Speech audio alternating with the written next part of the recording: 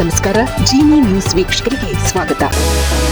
ವಿಧಾನಮಂಡಲದ ಅಧಿವೇಶನದಲ್ಲಿ ಸಚಿವ ಕೆಜೆ ಜಾರ್ಜ್ ಅವರ ರಾಜೀನಾಮೆ ವದಂತಿಯಷ್ಟೇ ಹೆಚ್ಚು ಸದ್ದು ಮಾಡಿದ್ದು ಫೋನ್ ಟ್ಯಾಪಿಂಗ್ ವಿವಾದ.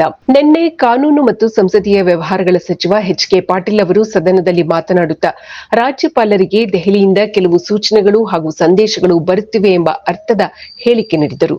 ಇದು ಪ್ರತಿಪಕ್ಷ ಬಿಜೆಪಿ ನಾಯಕರನ್ನು ಕೆರಳಿಸಿತು. ಸಚಿವರ ಹೇಳಿಕೆಯನ್ನು ತೀವ್ರವಾಗಿ ಖಂಡಿಸಿದ ಬಿಜೆಪಿ ನಾಯಕರು ಸರ್ಕಾರವು ಸಾಂವಿಧಾನಿಕ ಹುದ್ದೆಯಲ್ಲಿರುವವರ ಮೇಲೆ ಕಣ್ಣಿಟ್ಟಿದೆಯೇ, ಅವರ ಫೋನ್ ಟ್ಯಾಪ್ ಮಾಡಿದೆಯೇ ಎಂದು ಪ್ರಶ್ನಿಸಿದರು. ರಾಜ್ಯಪಾಲರಿಗೆ ದೆಹಲಿಯಿಂದ ಸಂದೇಶ ಬರುತ್ತಿದೆ ಎಂದು ಸಚಿವರಿಗೆ ಹೇಗೆ ತಿಳಿಯಿತು? ಹಾಗಿದ್ದರೆ ರಾಜ್ಯ ಸರ್ಕಾರವು ರಾಜ್ಯಪಾಲರ ಅಥವಾ ರಾಜಭವನದ ಅಧಿಕಾರಿಗಳ ಫೋನ್ ಟ್ಯಾಪಿಂಗ್ ಮಾಡುತ್ತಿದೆಯೇ ಎಂದು ಬಿಜೆಪಿ ಪ್ರಶ್ನಿಸಿತು. ರಾಜ್ಯಪಾಲರಂತಹ ಉನ್ನತ ಹುದ್ದೆಯ ವ್ಯಕ್ತಿಗಳ ಸಂವಹನವನ್ನು ಕದ್ದು ಕೇಳುವುದು ಸಾಂವಿಧಾನಿಕ ಅಪರಾಧ ಎಂದು ಪ್ರತಿಪಕ್ಷಗಳು ಸದನದ ಬಾವಿಗಿಳಿದು ಪ್ರತಿಭಟನೆ ನಡೆಸಿದವು. ಗದ್ದಲ ತೀವ್ರಗೊಂಡಾಗ ಮುಖ್ಯಮಂತ್ರಿ ಸಿದ್ದರಾಮಯ್ಯ ಅವರು ಮಧ್ಯಪ್ರವೇಶಿಸಿ ಸರ್ಕಾರದ ಪರವಾಗಿ ಸ್ಪಷ್ಟನೆ ನೀಡಿದರು. ನಮ್ಮ ಸರ್ಕಾರ ಪ್ರಜಾಪ್ರಭುತ್ವದ ಮೌಲ್ಯಗಳನ್ನು ಗೌರವಿಸುತ್ತದೆ. ರಾಜ್ಯಪಾಲರಾಗಲಿ ಅಥವಾ ಯಾವುದೇ ವಿರೋಧ ಪಕ್ಷದ ನಾಯಕರಾಗಲಿ ನಾವು ಯಾರ ಫೋನ್ ಕೂಡ ಟ್ಯಾಪಿಂಗ್ ಮಾಡಿಲ್ಲ ಎಂದು ಸ್ಪಷ್ಟವಾಗಿ ಹೇಳಿದರು. ಸಚಿವ ಎಚ್.ಕೆ. ಪಾಟೀಲ್ ಅವರು ಹೇಳಿದ್ದು ರಾಜಕೀಯ ಬೆಳವಣಿಗೆಗಳ ಬಗ್ಗೆ ಹೊರತು ಫೋನ್ ಸಂಭಾಷಣೆಯ ಬಗ್ಗೆ ಅಲ್ಲ ಎಂದು ಮುಖ್ಯಮಂತ್ರಿಗಳು ಸಮರ್ಥಿಸಿಕೊಂಡರು. ಸಿಎಂ ಸ್ಪಷ್ಟನೆ ನೀಡಿದರೂ ಸಮಾಧಾನಗೊಳ್ಳದ ಬಿಜೆಪಿ ನಾಯಕರು